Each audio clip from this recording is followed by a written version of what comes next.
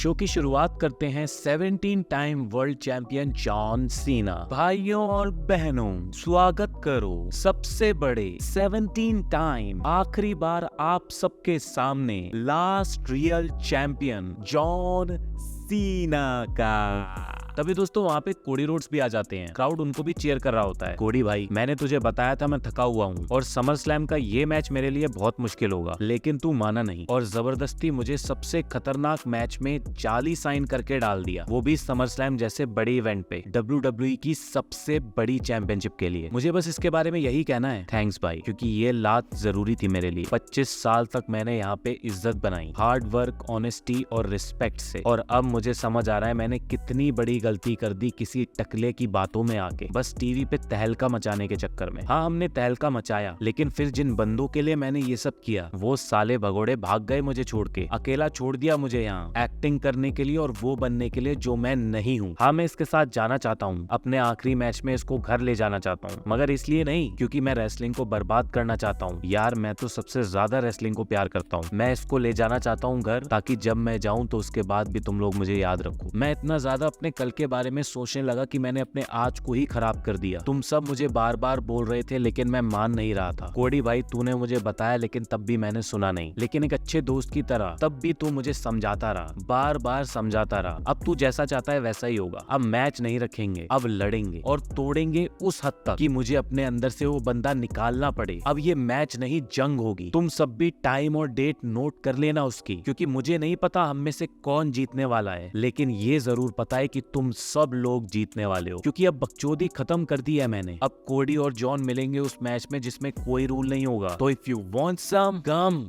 Gate some. और Sunday को कोई माल फूका रैपर नहीं आएगा, बल्कि WWE का बेस्ट रैपर आएगा तेरा गाना बजाने, क्योंकि द चैंप इज फिर दोस्तों कोडी रोड्स वहाँ पे अपने ब्रांड का प्रमोशन करने लगते हैं, अपनी बियर पिलाते हैं जॉन सीना को। अब दोस्तों यहाँ थोड़ा कंफ्यूजन हो गया है, जॉन सीना का फेस टर्न करवा दिया इतना कैजुअली, ये ऐसा हो ही नहीं सकता। अब जॉन सीना और कोडी रोड्स के मैच का सस्पेंस और ज्यादा बढ़ गया है। मुझे तो लगता है कहीं ना कहीं द रॉक इस मैच के अंदर आने ही वाले हैं, और जब वो आएंगे तब जॉन सीना उनको रेजिस्ट करेंगे, और हो सकता है जॉन सीना द रॉक के ऊपर अटैक भी कर दें, और वहां से हम जॉन सीना का फेस टर्न पूरी तरह देख सकते हैं, या फिर वो डबल टर्न करने वाली, कोडी रोड्स का हील टर्न करने वाली कहानी के भी बहुत ज्यादा चांसेस हैं। कोई सी भी कहानी हो, लेकिन द रॉक के आने की उम्मीद फिर से बढ़ गई है, लेकिन एक्सपेक्टेशन हाई मत रखिएगा, क्योंकि द रॉक को धोखा देने में बहुत मजा आता है दोस्तों। साथ ही दोस्तों आज वुमेन्स का यूएस टाइटल का भी मैच होता है, जेलिना वेगा और जूलिया के बीच में, जिसको जूलिया आराम से जीत लेती हैं और अपनी चैंपियनशिप रिटेन करती हैं। तो आपका संडे को केज मैच होने वाला है, लेकिन मुझे पता चला आपने रिक्वेस्ट की है आज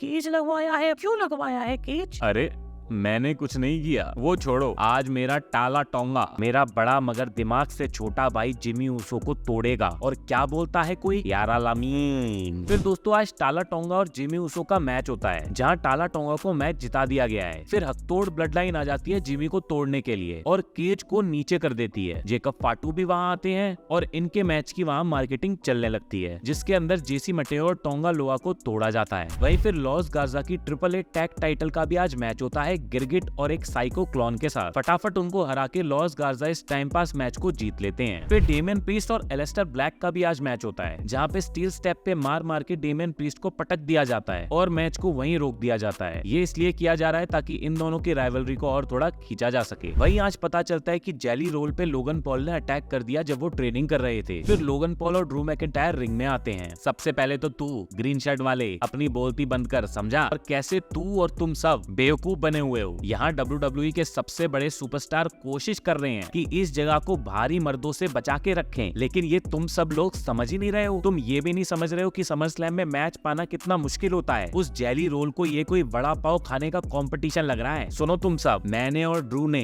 अपनी जिंदगी लगा दी इस जगह को बनाने में, लेकिन मुझे ये समझ नहीं आता ये भारी टट्टुओं को क्यों लगता है कि WWE में आके तुम 3 मूव दिखा के एक बड़े सुपरस्टार बन जाओगे। बन सकते हो, लेकिन तभी जब तुम लोगन पॉल हो, समझे? जेली रोल रोल, सुन बेटा, तू भारी टट्टू है, तू रेसलर तो बिल्कुल भी नहीं है और ये चीज तू कल सीख जाएगा। साथ में ये भी सीखेगा कि सिंगिंग का तू हिमेश रेशमिया है, अरिजीत सिंह बनने की कोशिश मत कर। और हाँ, badass Ravi Kumar jelly roll के दोस्त रैंडी ओटन, तेरे ऊपर है पूरी जिम्मेदारी जो भी उस जेली होल के कल छेद में होने वाला है उस चीज की। मुझे पता है तू ये सब इसलिए कर रहा है क्योंकि तेरे बच्चों को इसके कॉन्सर्ट की फ्री टिकटें चाहिए जो कि ऑलरेडी मार्केट में काफी सस्ती मिलती हैं। हाँ सही कहा, ये WWE है, कोई भीख देने की संस्था नहीं। फिर दोस्तों जेली रोल और रैंडी ओटन वहाँ आ जाते हैं और सब लोग बैठ जाते हैं। ओटन आरकेओ लगा देते हैं सिक्योरिटी वालों को और जेली रोल चोक स्लैम मार देते हैं। मुझे लगता है कि इनका सेलिब्रिटी मैच काफी टिकटें बेचने वाला है और सैटरडे नाइट की टिकटें इनकी वजह से अच्छे से बिक जाएंगी। और इस चीज का क्रेडिट जेली रोल को छोड़ के सबको जाता है क्योंकि उनकी ना एक्टिंग अच्छी लग रही है ना कुछ और। लेकिन लोगन पॉल, ड्रू मैकिंटायर और रैंडी ओटन पूरी कोशिश कर रहे हैं कि जेली रोल के फेम की बढ़िया टिकटें बिक सकें। बाकी दोस्तों अब मिलते हैं आपसे कल लाइव में, तब तक के लिए सायोनारा।